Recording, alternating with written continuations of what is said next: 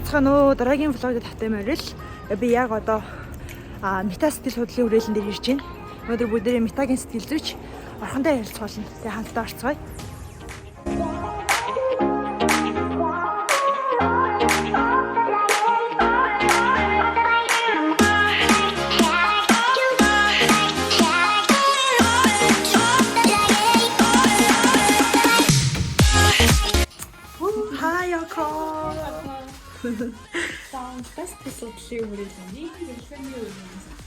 Wow, nice. Wow, энэ дээл нь бүр янз юм а тий. Тийм ээ. Өстой nice. За. За тэгвэл хоёлоо гоё ярьлаа хэсэгт орох. Окей. За сайн байцгаана уу. Тэгэхээр би яг одоо Мета сэтгэл судлалын хүрээлэн дээр ирсэн байна. Тэгээд Метагийнхаа сэтгэл зүйч Окатаа яг одоо ярилцах гэж байна. Тийм манай Ока маань өөрийгөө тавчхан гоё танилцуулаач. Сайн уу, намайг Орхон гэдэг. Бадмаатай нэг их сургуулийн ангийн хүүхдүүд. Тэгээ одоо Мета сэтгэл судлалын хүрээлэнд сэтгэл зүйчээр ажиллаж байгаа. За, Ока маань сэтгэл зүйч мэргэжлийг яагаад сонгосон бэ? Төөхөө бид нартай хаалцаач. Амар нарийн нэг яг зүрдээ гоё юу байхгүй шүү дээ. Нөгөө байсан сонголтууд дотроос хамгийн гоё санагдсан боломжит хувилбар сэтгэл зүйч юм байна гэж бодсон. Тэрнээс яг сэтгэл зүйч болно гэж сэтгэл зүйч болоогүй. Зөвхөн ийм ангид орох боломжтой гэдэг юм дотроос сэтгэл зүйчийн ангийн сонгож идаа гэж орчихсон. Окей. За, тэгвэл Метагийн ер нь бусад сэтгэл судлалын хүрээлэнгээс ялгарах онцлог нь юу вэ? Тэгээ орж ирээд ер нь Мета сэтгэл судлалын хүрээлэнгээс юу суралцж гин вэ гэдгийг бидэнтэй хаалцаач. Би анх нөгөө Метад ажилд орохын өмнө сургалтанд суужсэн байхгүй юу? Метагаас зохион байгуулж сургалтанд суугаад тэгэнгүүтээ оюутан багтын ерөөсөө сэтгэл зүйн зөвлөгөө болон засалт орж үзээгүй байсан. Тэгэнгүүтээ сургалтынхаа үеэр сэтгэл зүйч өөрөө одоо бүтэн байх ёстой байж сэтгэл зүйн зөвлөгөө болон засал үйлчилгээндээ бэлэн байдсан байна гэдгийг ойлгосон. Тэгээ сургалтынхаа үеэр анх удаа засалт яг энэ дээр орж исэн байхгүй. Тэгэнгүүт засалд орж исэн газар одоо яг хүний эмзэг бүх юм нэгдсэн газар гэдэг чинь амар дотн нэм танил мэдрэмж өгдөг шүү дээ. Тэгээд явж байгаа ер нь нэг тийм танил яг энэ байх ёстой газар эндээс юм сурах ёстой гэсэн тийм мэдрэмж төрөө за ер нь нийшээ орох ёстой мэн гэж бодсон. Бусад төвөөс ялгаад ингэж би нөгөө яг ажиллаж байгаагүй болохоор яг тийм юм гэж хэлж мэдэхгүй. Гэтэ миний одоогийн анзаарж байгаагаар яг зөвлөгөөндөө одоо манай мэрэгчлэнүүд илүү мэрэгсэн өөрөөр одоо сураад ирсэн юмараа жоохон ялгардаг юм шиг санагддаг. Зарим төвүүдийн одоо хүнд ч юм уу зарим нэгэн шаардлагатай хүмүүсийг айгүйх наашаа чиглүүлдэг. Засалчин тэгэхээр чадвар өндөр байна гэж би бол ойлгож байгаа тийм. За тэгэхээр засал дээс зөвлөгөө заслаараа ер нь бол маш чухал зүйлсүүдийг сурж байгаа айгүй чухал газар байгаа хүн байх нэ. Тэгэхээр Метагийн хувьд метафор картны сургалтууд маш хийдэг байгаа тийм. Тэгэхээр метафор карт тэгвэл гэж юу юм бэ? Метафор картын ер нь ач холбогдол нь юу юм бэ?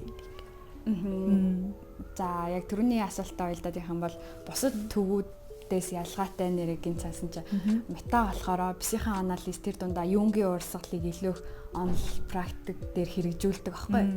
Тэр нь юу юм бэ гэхээр үйл ухамсарлал боёо бас хүмүүс ялгадаг нэг даалт ухамсар хүний яг ингээд өөрийн хувь тавилан гэж итгэдэг юм шиг ингээд цаанаас зүгээр ингээд бий болоод байгаа юм шиг тэр хүчин зүйлүүд ямарваа нэгэн сэтгэл зүйн шалтгаан үр дагаврын холбоотой байдаг гэж үздэг. Тэгээ тэрийг хүний амьдралд яаж behave болж одоо нөлөөлөд байгаа ямар юм зан үйл гарахад хүргээд байгаа энэний сэтгэл зүйн суурь шалтгаан байна уу гэдгийг тусгалын аргаар хайдаг ийм одоо картын арга гэсэн үг. За тэгээ манайх болохоор Германы Өвкарт институт гэдээ байдаг. Тэгээд тэрний Монголд төлөөлөгч болж анх нэгдэжсэн. Айгүй олон ийм метафор картууд байдаг. Нэгэсэндээ тухайн зүйлийг одоо нэг юмыг 5 хүн үзвэл 5 өөр сэтгэл төрдөг тийм. Эсвэл нэг зургийг хараад тухайн хүнд өөр юм мэдрэмж төрж болдог. Яг тэрнтэй адилхан ийм зураг үгэн дээр тухайн хүн юу гэж тусгаж авч тайлбарлаж ийн гэдгийг сэтгэл зүйчийн техник ур чадвартай холбонгуудаа тэндээс нь цаашаа хөвөөд за энэ хүнд одоо ямар асуудал бэрхшээл байна гэдгийг ингээд эмнэлгийн хэлээр хэлэх юм бол эхо ингээд шууд ингээд скан хийж байгаа байхгүй хайгаад тэгээд явдаг ийм аргууд гэсэн. Тэр үед энэ картууд нь болохоор мис заслын хутга хэрэгсэл нь болж түүл нь болж өгдөг. Сэтгэл зүйч өөрөө болохоор одоо яг тэрийг хийдэг юмжтэй адилхан. Энгийн практик зөвлөгөөнүүд болохоор юм ярианаас яриа ингэж нөгөө хөөж ярианаас яриа хөөнч байх хэрэгтэй нэг тэгж явдаг шүү дээ. Шууд ийм бид нарт яран нэг шууд барих юм байхгүй онцлогоо ийм стандарт гэсэн тест байж болдог. Метафор карт болохоор ийм яг түүл болоод өгчдөг байхгүй. Илүү их ийм сэтгэл зүйчтэй болон нөгөө хүндээ ийм бодтой харагдах юмтай. Тэгээ Монгол хүнд жоохон тохирдог бусад аргаас илүү ингээл амар олон тест уншаад бөглөөл тэрний дагуу хариулаад тэгээд тестийн бас ингээд чанар тэдрийг бодох юм бол зураг гэдэг чи өөрөө нэг хэл шүү дээ яг тийм бүх хүний хараад яг ойлгох юм хэл соёлын ялгааг хүнд хүрдэг. Тийм ийм картуудыг метафор карт буюу тусгалын аргын картууд гэж хэлдэг. Nice. Чи тэгэхээр энэ картаар өөрөө бас тасалд орсон гэсэн үг шүү дээ. Тийм хамгийн анх болохоор суралцагч болоод тасалд ороод чамд ямар хийсэн? Яг үднээ хэлэхэд амар эвгүй байсан. Би сургалтанд явчаад баг 8 9 сар дахиад карта нэг ч хараагүй зүр ингээд буландаа ширээнийхээ булан тавиад орчихсон. Тэгээд нэг эмийг ойлгосон хүн өөрийнхөө янз бүрийн сэтгэл зүйн асуудлыг зүгээр нэг мэдэх нэг өөр ухамсарын хэмжээнд тэгээд тэрийгэ хүлээн зөвшөөрөөд биеэрээ ингээд миний ихаар бол гарч дуустлаа. Хүн хүнээс шалтгаалаад амар урт хугацаа янз бүрийн хугацааг туулдаг гэж би бол ойлгосон. Тэгээд миний асуудал болохоор миний биенээс гараад хүлээн зөвшөөрөл хийгээд надад ийм одоо хэлэх юм бол шарах байлаа гэж бодсон шүү дээ. Сэтгэл зүй шарахыг биеийн шарахтай зөвлөд ийм эдээ орсон буглаа ялгах юм бол би дөнгөж өргөсөн авсан үедээ засалд орсонтойгоо зөвлөж байгаа байхгүй юу. Тэгчээ тэр нь ингээд эдээнд гараад шахагдаж дуусаа сорив болоод одоо арьсан айнаад дараа нь энэ хинч хүрэхэд ингээд өвтгөөргүй болох хүртлээ хүн хүний сэтгэл зүйн байдал юм адилхан биш хугацаа зарцуулдаг. Зарим хүн амар хурдан эдгэрээд сайжраад тэр зүйл нь юм хүндүр биш олоо явчихдаг бол зарим нь баг багаар амьдаг ч юм уу те. Биеийн дархлаатай адилхан сэтгэл зүйн дархлаа тэрний хүлээж авч байгаа онцгнүүд нь янз бүр байдаг. Тэгж явдаг юм шиг надад санагдсан. Миний хоол нэг тий байсан. Том заслуудаа анх удаа тэгэхэд хэлсэн гэсэн. Тэгэхээр чи одоо яг ойлээ метафор картаараа сэтгэл зүйн зөвлөгөө тасал зөвлөгөө өгж байгаа гэсэн үг тий. Одоо тэгэхээр болохоор би яг хүүхдүүд дээр ажиллаж байгаа. Эхний насанд хүрэгчтэй биш арай бага. Миний нөгөө туршлага маань одоохондоо би өөрийгөө эхний 1-2 жилдээ хүүхэд дээр ажиллаж үзэж байгаа насаа ингээд ахиулаад явах боломжтой гэж бодож байгаа. Тэгээд надад зөвлөж байгаа одоо ментор захирлууд минь бас тэгж хэлсэн болохоор тэрнийхэн дагуу ажиллая. Nice. Хүүхэд дээр ажиллахад метафор картаар ажиллахад чамд ямар байна? Амар гоё байдаг. Юу вэ гэх юм нөгөө хүүхдүүдтэй яг ойлголцсон юмд бол тэдний төвшөнд очиад найз нь юм шиг юм эсвэл тухтай таатай мэдрэмж өгч иж яг сэтгэл зүрх рүү нэвтрэх эрхийг нь авдаг. Тэгэнгүүт картаар болохоор тоглоом тоглож байгаа юм шиг, хүзэр тоглож байгаа юм шиг эсвэл хоёлоо юм нэрлэе, уралдаж гэдэг юм уу. Тиймэрхүү байдлаар яваад орчоод нөгөө талаа би ч гэсэн юм ажлын байран дээр хэн болгон тийм ингээд жоох хөвч хөнгөн мэдрэмжинд байнга явах боломжгүй шүү дээ. Тэгээд гой олон ертөнцүүд рүү ингээд орох боломжийг олгодог болохоор хүүхдийн зөвлөгөө гоё. Guys. Окей. Тэгвэл хоёлоо одоо метафор картуудыг танилцгаа. За тий. Окей. За энэ хэсэг болохоор манай картуудын хэсэг байгаа. За ерөнхийдөө бол өв картын ахын дөөсөд гэдээ ойлгочих болно. Хамгийн суур карт бол өв карт. За тэгээд өв картны одоо энэ бүх картууд маань тусгай зориулалт хэрэгцээтэй бүтээгдсэн байгаа гэсэн үг. Ямар хүнд ашиглахыг засалж өөрөө шийдэж байгаа. За одоо энэ хүн ийм асуудалтай учраас энэ хүнд ийм төрлийн карт ашиглая гэж одоо засалж өөр хуур чадвараар холиод ашиглаж болно. Микс одоо зураг учраас чадвараараа хамаарат хэдийг нь яаж ч холж хэрэглэх боломжтой байдаг. За жишээлбэл энэ персона гэдэг карт болохоор дүрийн буюу эгоны хэмжээнд ажилладаг карт байхгүй юу? Одоо би жишээ нэг хүн миний нэг дүр охин ажилчин эсвэл дүү найз гэдэг амар олон дүрүүд байгаа штеп. Тэр дүрүүдийн хоорондын ялгаа, дүрүүдийн зөрчил, харилцааны ямар асуудал үүсч болдог вэ гэх зэргийг одоо чинь энэ картаар илүү хөтлөхөөр гаргаж ирдэг ч гэх юм уу. Харуулах юм бол энд харилцааны хэв маягууд байгаа. За тэгээд бас дүрүүдийг маань дүрсэлсэн юм картууд байгаа. Энэ болохоор трауматай ажилладаг карт. Яг хүн ямар хуу траума байгаа вэ гэдэг энэ карт илүү их гаргаж ирнэ гэсэн үг. Тэгээ ерөнхийдөө бол маш олон төрлийн картууд байгаа. Энд ингээд дээж үссэн байна. За дээдлийн хэсэг болохоор хүүхдийн картууд байна.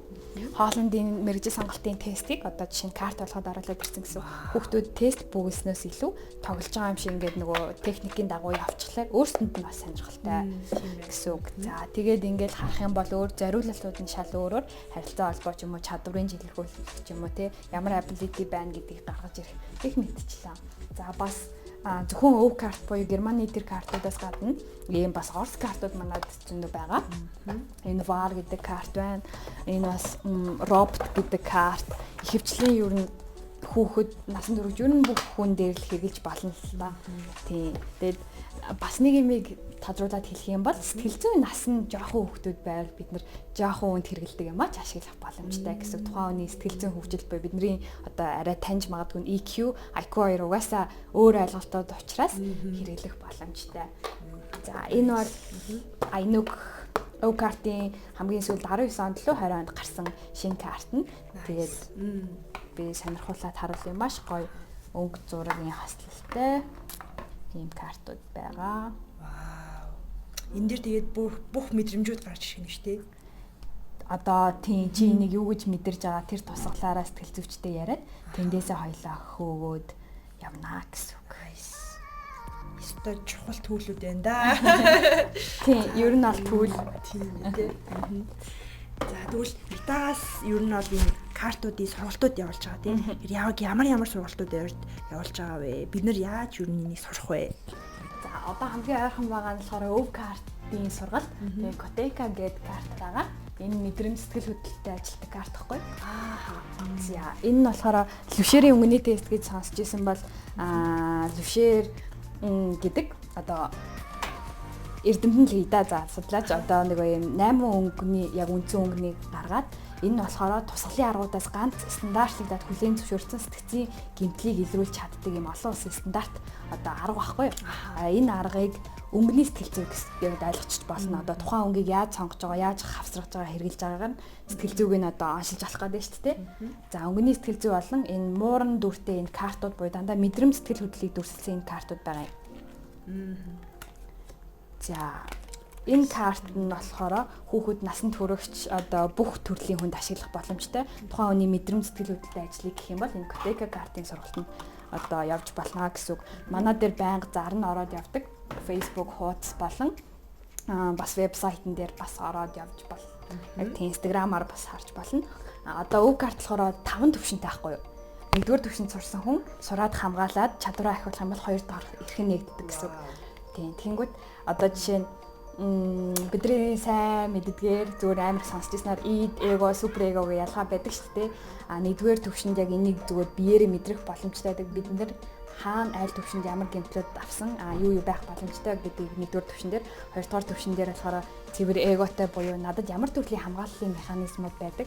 Одоо жишээ нь би амар их юм түргэн зан гаргаад дууга хураадаг бол юунд өдөөх төрөө миний дуу хураах одоо хамгаалалт илүү их гараад байгаа вэ гэдэг жишээ нь хоёр дээр харж болох ч юм уу. Тэр нь миний харилцаанд яаж нөлөөлөд тэрнээс үүсэж би хин ямар хандлага гаргаад байна. Харилцаанд надад ямар дөрүүд байгаа, ямар үгээр, ямар үйл хөдлөлөөр тэр дөрүүд маань өдөөгдөж илүү босгод бэлэн болоод байна гэдгийг харах ч юм уу. Ингээд нөгөө 5 төвшин ахаад явдаг байхгүй. Маш гүн үзий орох нь шүү дээ. Ер нь бол тийм. Окей. За энэ бүхнийг танилцуулсан маш их баярлалаа Око. Өрсөн баярлалаа. Манай Chanel бас орсонд маш их баярлалаа. Баярлалаа. За баярлалаа баяртай. За тэгэхээр өнөөдрийн дугаараар та бүхэн маш олон өөртөө хэрэгүүдийг Metaphor Card гэж юу болох хамгийн чухал мэдээллүүдийг олж авсан гэж итгэж байна. Тэгээд урилгын маань хүлээж авч влогт маань орсон Meta сэтгэл судлалын хүрээлэнгийн сэтгэл судлаач Окодо маш их баярлалаа гэж хэлмээр байна. Тэгээд дахин нэг сануулж хэлэх зүйл байна. Тэгээд Metaphor Card гэдэг бол яг сэтгэл судлалаар төгссөн үндсэн суурь мэдлэгтэй. За мөн хэрэг үнэхээр засал хийж байгаа бол бүр заслаараа мэрэгсэн хүмүүсийн хэрэгэлдэг хэрэгсэл түүл байгаа. Тиймээс та бүхэн хүссэн үедээ Metaphor Card-ыг худалдаж аваад хэрэглэх тийм зүйл биш юм шүү. Тэ харин та Metaphor Card-ыг хэрэглэж үйлчлэгчтэйгээ харилцахын тулд өөрөө яг вэ бакалаврын хэмжээний мэдлэгтэй мөн тодорхой хэмжээгээр зөвлөгөөгөөр заслаар мэрэгсэн байж иж хэрэглээрэй гэж бас онцгойлон зөвлөж бас анхааруулах хүсэж байна. Тэгээд өнөөдрийн влогтой хамт байсан та бүхэнд маш их баярлалаа. Дараагийн влогоор бид mindfulness гэж ямар арга байдгийг талаар хамтаа суралцах болно. Дараагийн влогоор уулзлаа. Түр баяртай.